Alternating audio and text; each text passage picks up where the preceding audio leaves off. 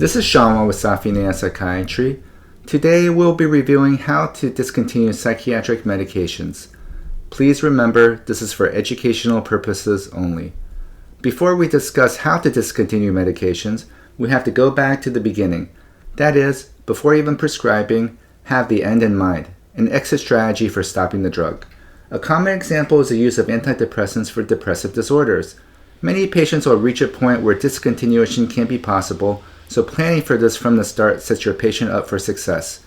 Here are some general principles to consider when stopping psychiatric drugs. Half-life.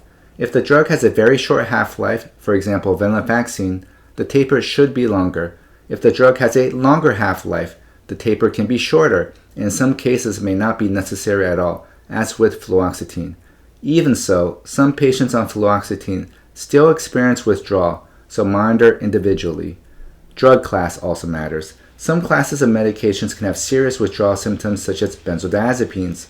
Rapid discontinuation can be life-threatening. The taper needs to be gradual and carefully monitored in these cases. Duration of use. The longer your patient has been on the medication, the more cautious you should be.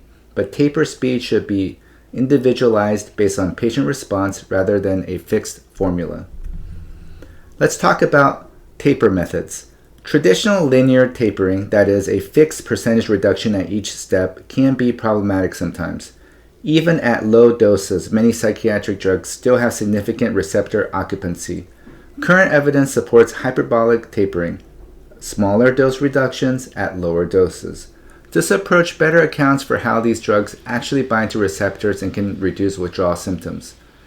To achieve precise dose reductions, consider these options. A simple pill cutter can work for modest adjustments, liquid formulations allow for more precise dose measurements, and compounding pharmacies can prepare custom doses for patients who need very small incremental cuts, especially useful at the lower end of a taper for select cases.